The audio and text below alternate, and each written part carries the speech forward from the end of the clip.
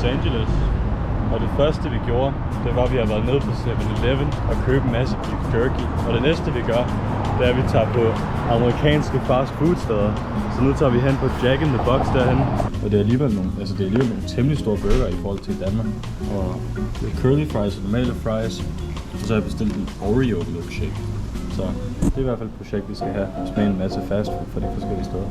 10 ud af 10 vil spise igen. Klokken er nu 15 om eftermiddagen dansk tid. Og vi er lige vågne. Vi har mange ting planlagt i dag. Nu står vi ved Santa Monica, og vi skal til at tage sådan en rundtur rundt i byen for lige at se det hele.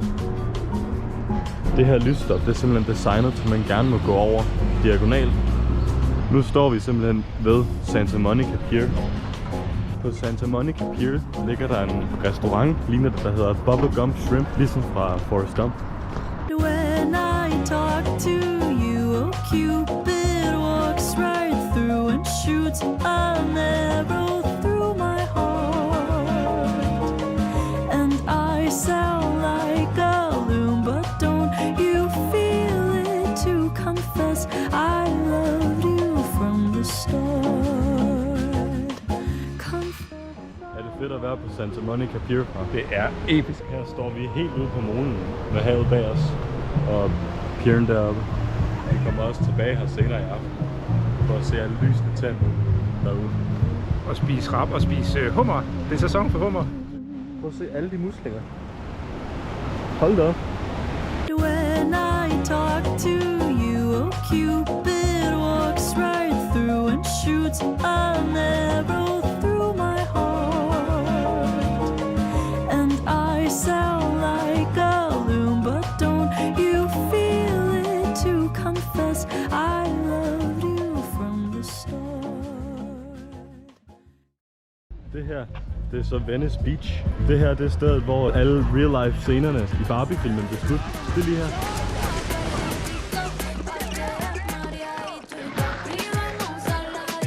Wow, this is the real world. Barbie, I told you there'd be beach. Yeah. Så er de åbenbart løbet forbi den her butik i Barbie. Der er en masse rigtig fede postkort også. Total average amerikaner, der bader. Ja, der er også sådan selvironisk, ikke?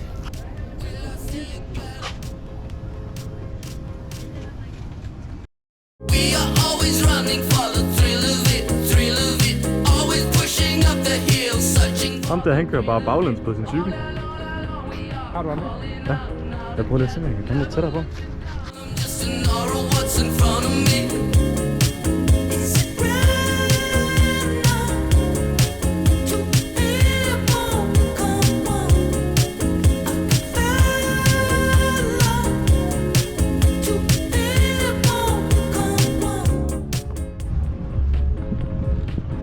Så har vi selve stranden her, og en masse surfere derude.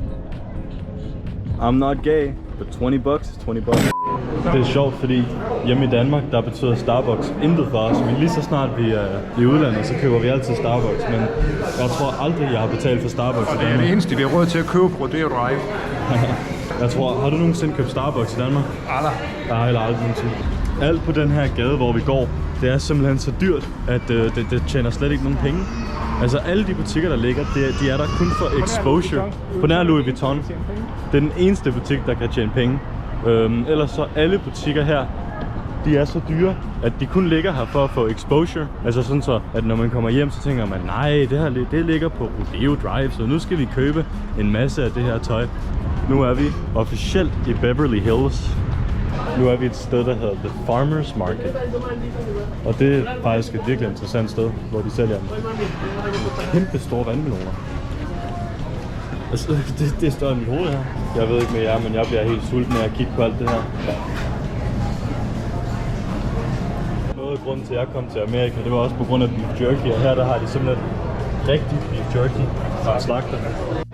Jeg endte med at købe en blandt selvslik af beef jerky for $10, hvilket er billigt, fordi så meget beef jerky, det koster alligevel $10. Så det her, det er frisk fra slagteren her. Nu er vi på Chipotle, og det her, det er simpelthen den tykkeste pandekage, jeg nogensinde har set. Og min far har købt 3 tacos. Det smagte faktisk meget godt. Hvad synes du? Det var fremragende. Skala fra 1 til 10.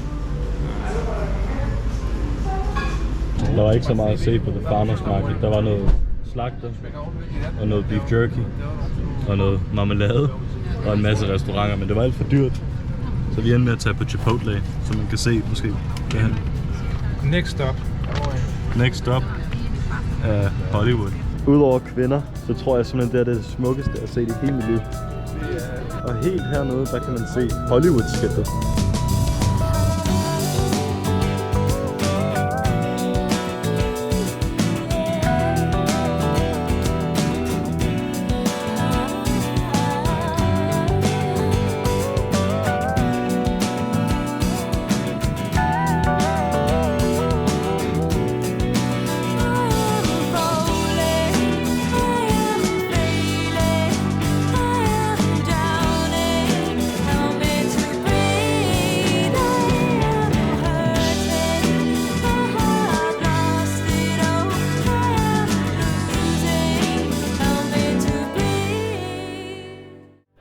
Så er byen dernede, der cirka er på størrelse med Sjælland. Hele byen. Jeg tror simpelthen, det er den smukkeste udsigt, jeg har set i mit liv. Nogensinde. Overhovedet. Der siger han det. Loki, jeg har lige lagt mærke til, det er rigtig dybt. Jeg troede, det var en statue. Jeg troede sidst, det var en statue. Det er rigtig dybt. What the fuck? Jeg troede, det var en statue.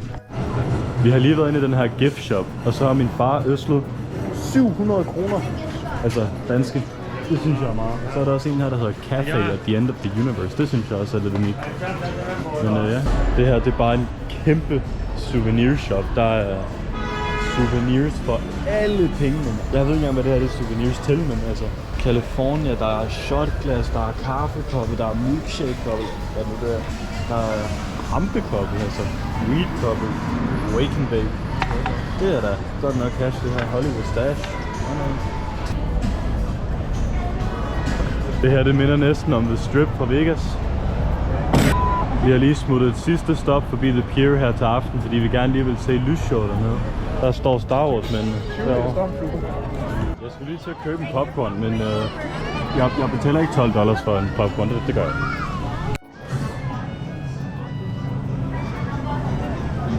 Far, se! Det er Route 66. Ej, jamen, det er en meget berømt rute, som går fra et eller andet til et eller andet i Amerika. Tror du, vi kan gå den, eller skal vi leje en bil? Jeg tror næsten, det vil være en god idé at leje en bil, men skal vi ikke lige prøve at gå første omgang? Så...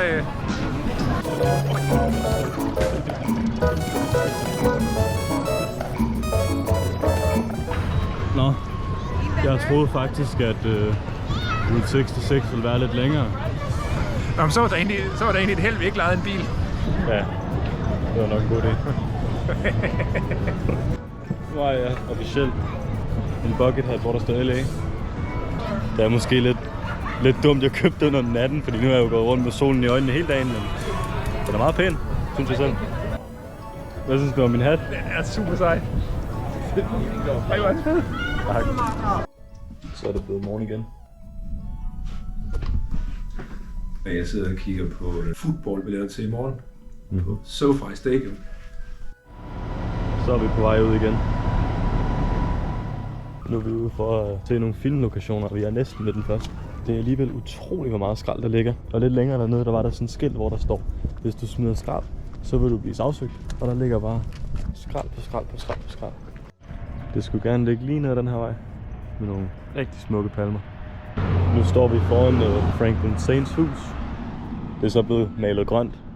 Men det er Franklins hus for Snowfall. Med alle palmerne her. Og det her det er vejen, hvor han kom løbende. Watch your mama come, nigga. Hey, what you running for? Ghetto Jackson 5. Fuck your mama though. Hey man, come on, come here. Hey, you know me, I'm white like Elmo, so that's why you 56th Street. Der hvor Franklin han bor. Lige nede ad gaden her. Nu står vi lige hvor Jerome bor. På Snowfall. 1466. Oh, get your crazy ass down. Oh shit, now sissy, look, I'm just getting started up here. Og Louis, det er nok en af mine yndlingskarakterer på Snowfall. Det er også der hun bor.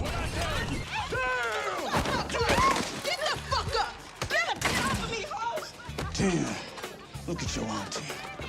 She's a wildcat. Man, she turned me on. Nu er vi ankommet ved næste filmlokation. Sunset Tower Hotel. Og det er i serien Lucifer. Og det er der Lucifer har en natklub. Og det er på den her vinkel vi altid ser det i serien. Med solen bagved det hele. Vi er kommet tilbage forbi alle stjernerne igen, og vi har fundet Michael Jackson. Nu er vi på The Hard Rock Café.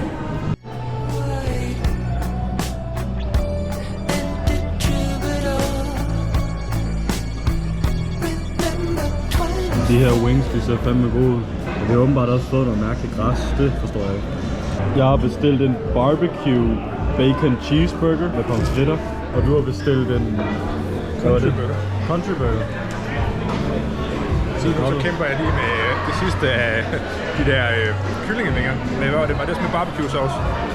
Og så var det selleri og hvad var det for noget dressing på det?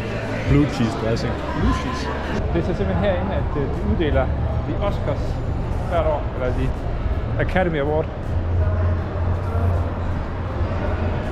Det er så her er alle filmene fra de forskellige. Nu begynder vi at komme op i nutiden med 1974, The Godfather. Deroppe er Forrest Gump. Forrest G, det var også film i 94.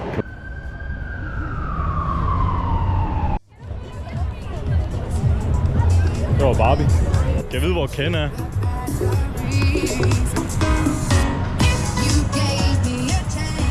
Nu har vi købt LA Metro-kort, og vi er på vej til Santa Monica for at spille Pokémon Go.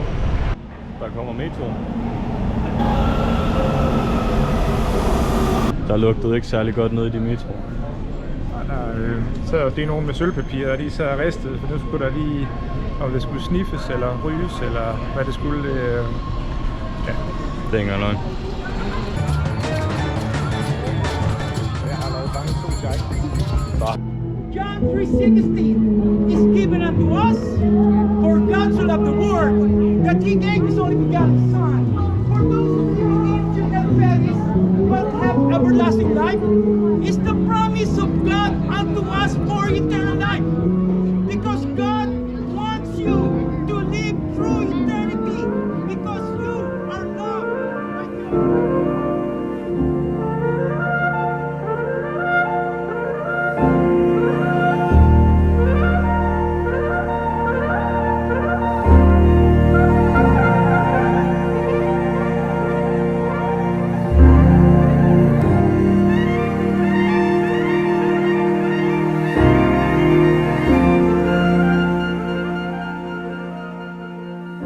Yo!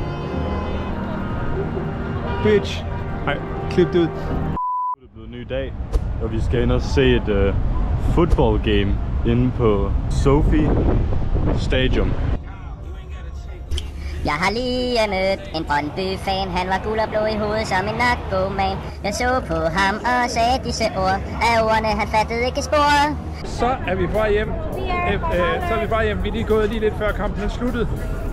Så da vi gik her på vej ind, var der bare helt sorte mennesker, og folk lige, og der var himmelhøj musik og så videre, ikke? Der står stadigvæk lige her i baggrunden, sådan, så man lige kan købe sig en tequila eller en øl. Og der er nogen, der tabte sin kop. Ja, der var nogen, der tabte sin kop. Okay. Det var en hel flaske. Er det tequila, de har tabt? Nej, det ved jeg sgu ikke engang, hvad det er. Champagne, tror jeg. Champagne har nogen, der har tabt.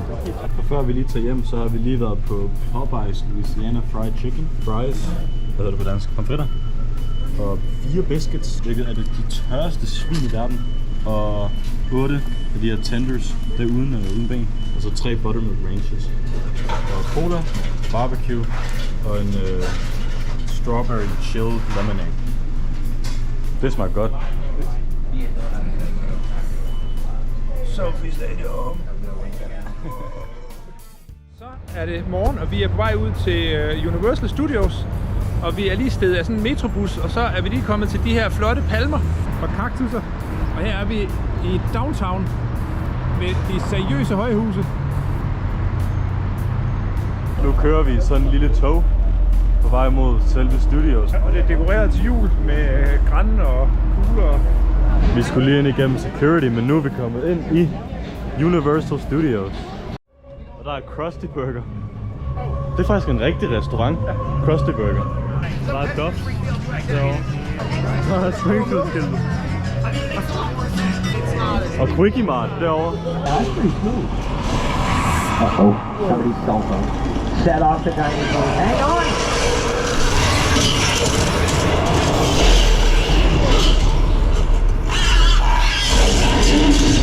Og der er nogle vehicles, som der er blevet brugt i rigtige film. Alright, including the Ford Deuce Coupe from American Graffiti. The Ferrari is from Magnum PI. That's not a real Ferrari, though. That's one of the stunt vehicles. There's Biff's car from Back to the Future. Biff's Flying car. cars from Back to the Future Part 2. Flyvende for. The 1930. This can't possibly get any worse, right? I mean, what else could possibly... Men det er simpelthen The Rådhus. The Rådhus fra Back to the Future. Det her, det var så Oscorp-bygningen. Den er jo ikke lige så høj som Oscorp. Og lige der, det er den café, hvor Dr. Octopus kastede en bil igennem ruden i Spider-Man 2. Det er Scooby-Doo. To meet you here. Look who it is. Time travel's possible. We're going back to the future. Meet me at the clock tower tonight at 10:04. Lightning. Great Scott. We just saw the clock tower location. Hey, it is him. That was Scott. epic. Well, that's 88 miles per hour, 1.21 gigawatts. Be there. I'll see you in the future. Det var episk lige at møde Doc. Det var totalt episk. Vi sad og spiste, og så gæt hvem der kom ind. Det var Batman. Der er sådan nogle gratis sodavand her, man kan tage, ikke? Og jeg er simpelthen for nærig til at betale for sodavand. Så derfor så har jeg sådan rutinligt været oppe og lige kigge på baren. Bare lige kigge. Og jeg har jo ikke taget noget, men altså... Så går vi ind igennem en warpipe herinde.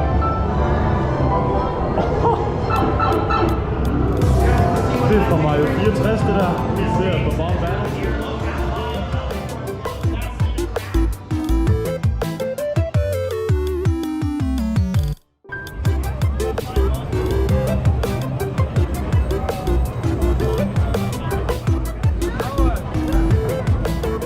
Bowser. Så går vi igennem Mario Warpipen. Så er vi inde på slottet. Mario 64 igen. Og så nu for anden gang det smukke Mario Land.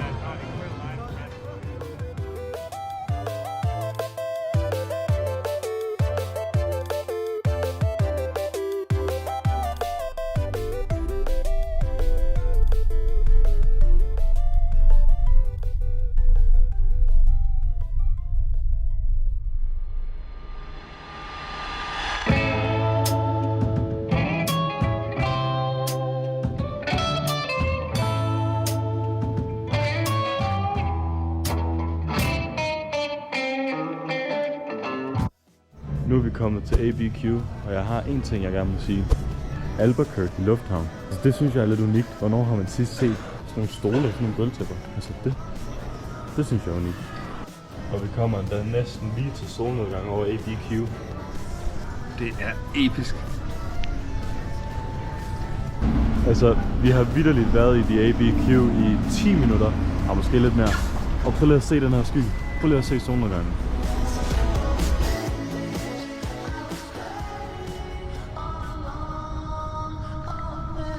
Nu er vi kommet til Albuquerque, New Mexico, og det er minus 4 grader, så vi har lige fået det varme tøj på. Vi står lige ved siden af en bil her, hvor nummerpladen, der står simpelthen, at vi er havnet i Chile, capital of the world. Vi har fundet frihedsguden. Først så stod den jo ved The Kettlemans ude i ørkenen, og så stod den over Saul Goodmans kontor, og nu står den simpelthen ved et pizzeria. The Chile capital of the world. Det er alligevel crazy. Det er alligevel sindssygt. Nu står vi her foran Tuco's headquarters. Tight, tight, tight. Tight, tight, tight. Tight, tight, tight. Oh, tight, tight, tight, yeah! Det her Tuco, han har headquarters. Og det der, det er lige der, hvor at Heisenberg han kastede den der falske meth, så hele bygningen eksploderede. You got one part of that wrong. This is not meth.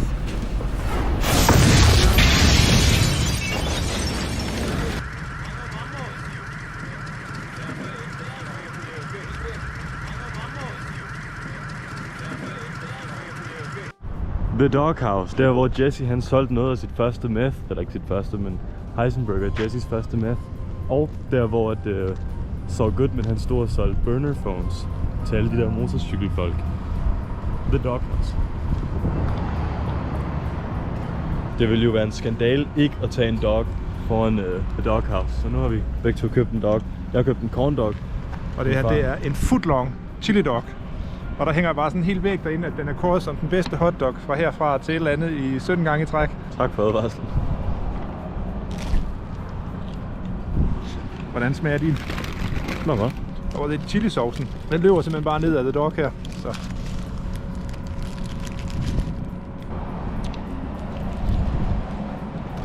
Et duk oste. Og så gemmer der altså ost og løg nedenunder. Ja, den her hotdog, den lever ikke helt op til mine forventninger. Men hvor i alverden kan man finde en advokat hen i Albuquerque, så man kan sagsøge the hell out of the corporation? Nu står vi foran Jesse Pinkmans forældres hus. Og det er her, hvor Jesse gik op til huset, mens forældrene sagde, Jesse, the house has been sold. Jesse, the house has been sold. The new owners are expected at any moment. Where do you think you're going? Inside. Bought the place. Og så faktisk en sjov detalje, som jeg ikke vidste før nu, det er, at Chucks hus ligger lige ned ad vejen. Altså Chucks hus fra Better Call Saul. Nu står vi her foran Chuck McGills hus fra Better Call Saul. Og det er lige her, hvor Jimmy han plejede altid at efterlade sin mobil på the mailbox. Og så er det lige her, han sad, da han sagde, One day you will become crazy and you will die. Here's what's gonna happen. One day you're gonna get sick again. One of your employees is gonna find you curled up in that space blanket, and you will die there. Alone.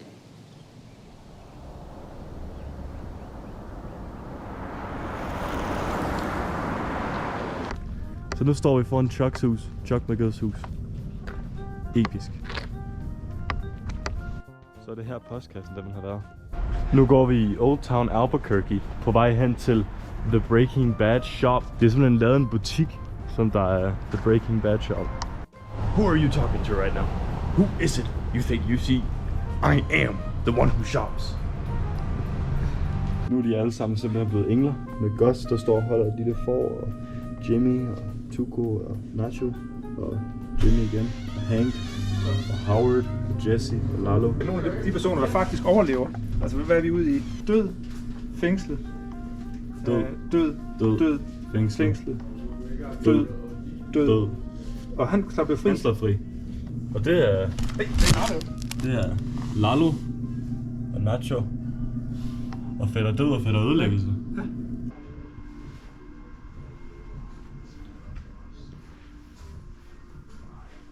Hello, and welcome to Los Pollos Hermanos. What can I help you with today?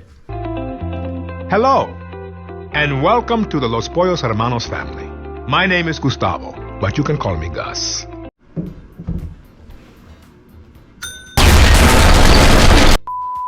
Den dejlige Better Call Saul bænker, Saul Goodman og...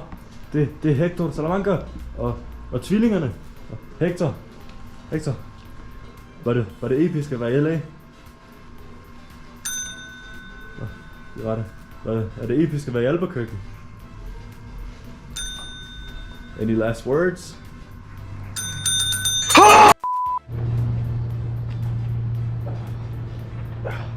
Hvad laver du? Det er bare Blue Sky fra min ven Heisenberg. Og nu er vi så ankommet til, hvor Saul Goodman og Kim Wexler bor.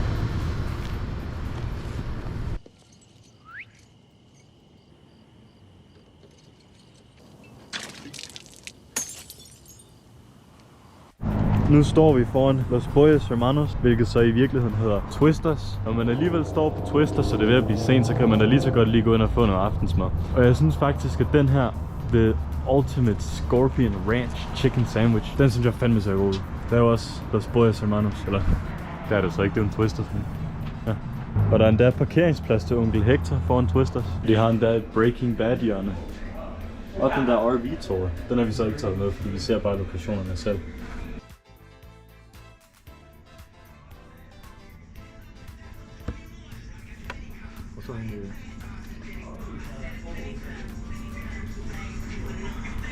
Nu har vi købt mad fra Los Pollos Hermanos, og jeg har endda købt en pollo. Salamanca morning. Salamanca blood. Jeg sad her i går og ventede på en mand. Jeg tror, den mand var dig. Der tror jeg desværre, at du tager fejl. Det tror jeg ikke, jeg gør.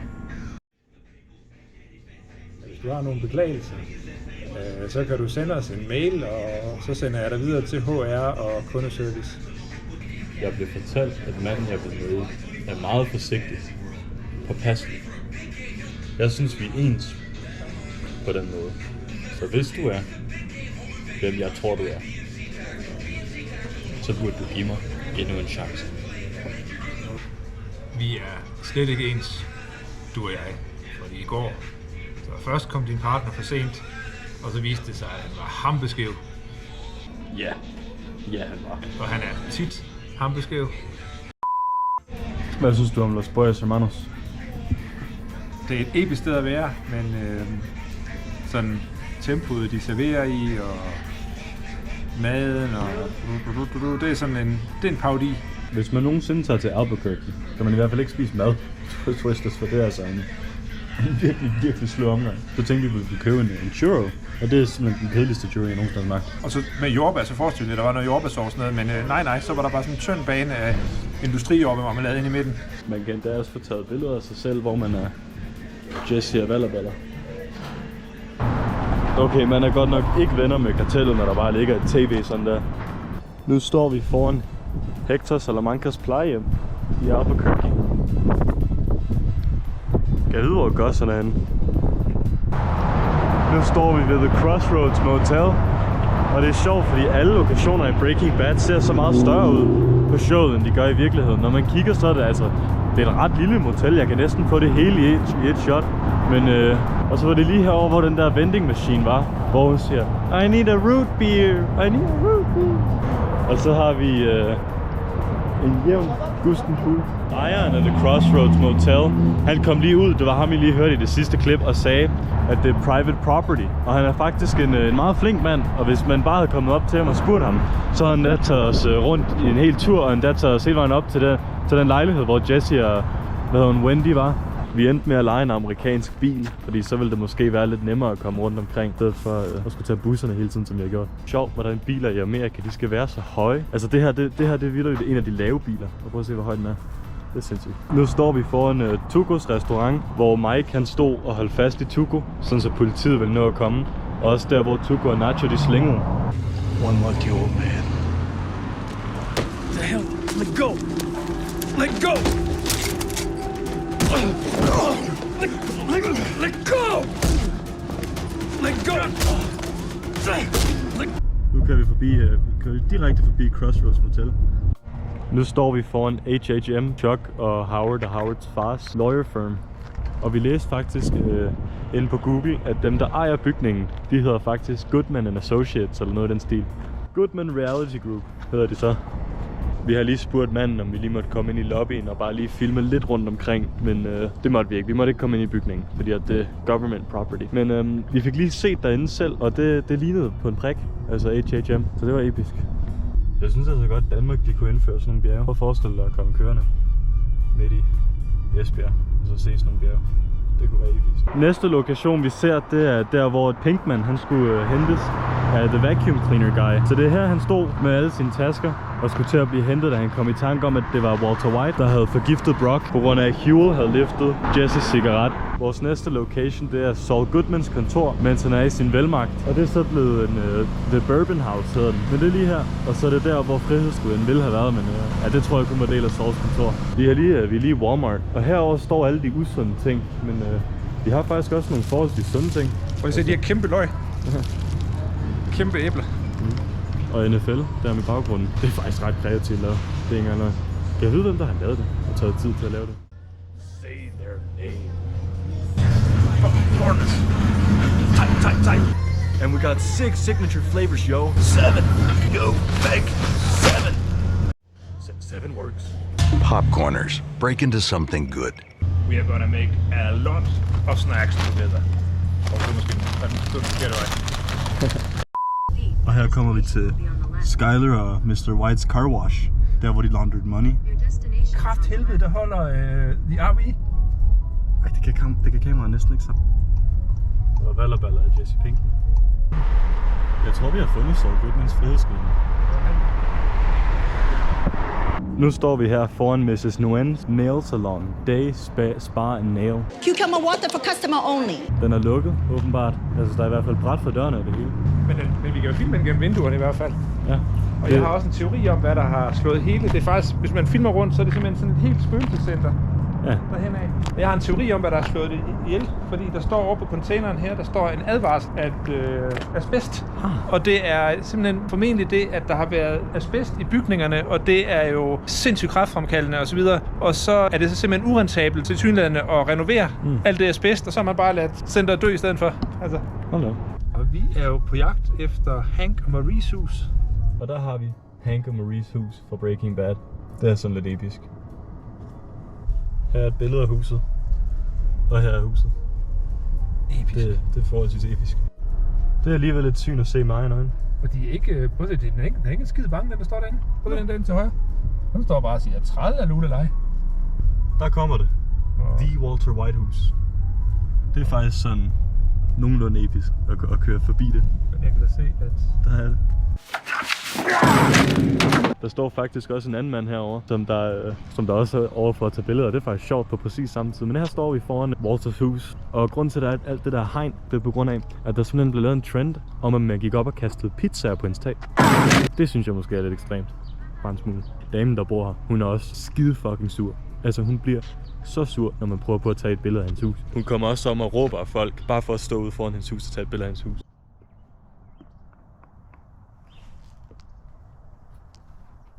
Far, du må ikke kaste pizzaen op på taget over til Whites hus. Det går ikke. Fy skamme. Amigos de Cartelles. Jo. Farvel Valders hus. Næste lokation, det er der, hvor at Mike og Kaylee var henne og lege. Hvor Mike så blev nødt til at efterlade Kaylee, på grund af, at han fik et telefonopkald, hvor der sagde, de er på vej efter dig, politiet, de kommer nu. Yeah. Mike, they're coming for you. Right now, they're coming. Slow down, Walter. Who? The DEA. The DEA. Somebody flipped. They have some kind of bank surveillance and something about some lawyer. Someone is talking, Mike, and they're coming for you right now.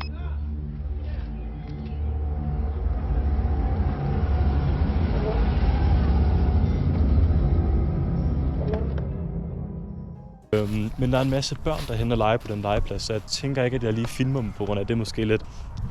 Ja, yeah, that's a lawsuit waiting to happen. Better call Saul, you know what I'm saying? Men jeg tror bare lige, at jeg tager en hurtig filming derovre. Men det er i hvert fald legepladsen. Og det her er den park, hvor Mike sad og læste sin avis. Nu er vi kommet til Gustavo Frings hus. Og det er her, hvor Kim Wexler kom gående for at dræbe Gus.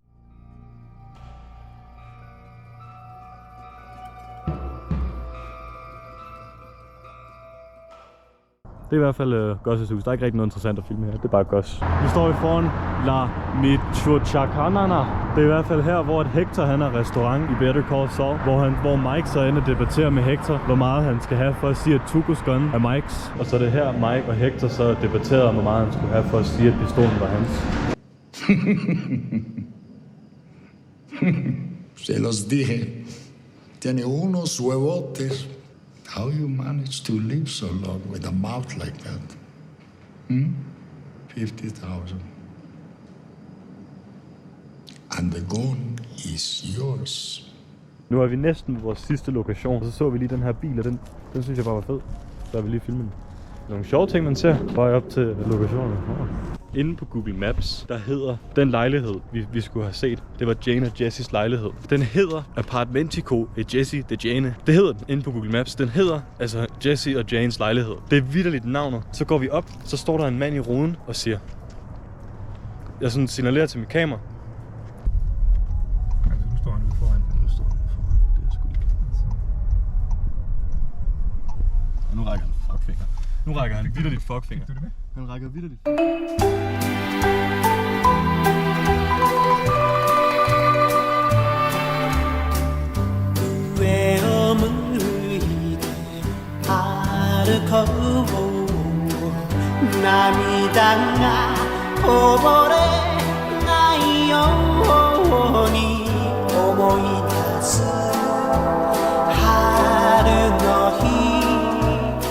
깃털이 뻗치너요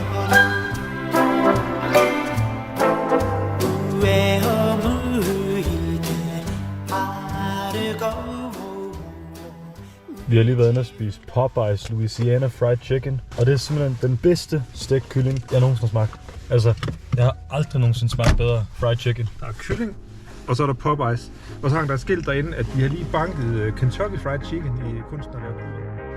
Nu er vi kommet til Meow Wolf, Santa Fe, New Mexico. Det er en gammel, nedlagt bowlinghal. Og hvis du kender Game of Thrones, så er ham, der har skrevet bøgerne. Det er simpelthen ham, der har købt sådan en hel bowlinghal herinde, og så har han bare sagt til alle mulige kunstnere, 1, 2, 3, slår jeg løs.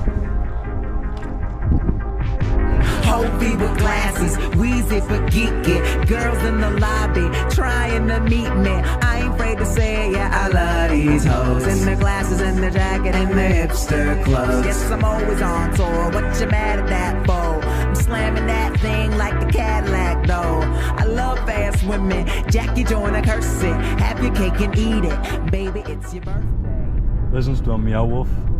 Det var fantastisk. Det var utrolig godt lavet. Det var egentlig ret enkelt, at man startede jo med bare at komme ind i den der turetages villa, men så blev der jo bare ved med at være døre og portaler og rutsjebaner og trapper og sådan noget til alt muligt. Og så eneste gang man tænkte, nu kan man godt finde fra det ene til det andet, så nej, det kunne man ikke. Og så var der nye rum, og så var der nye detaljer, og det var mindblowing. At man glemte simpelthen tid og sted og alting derinde. Hvad synes du om det, Basse? Jeg er enig med det meste, der er sagt. Der er virkelig mørkt.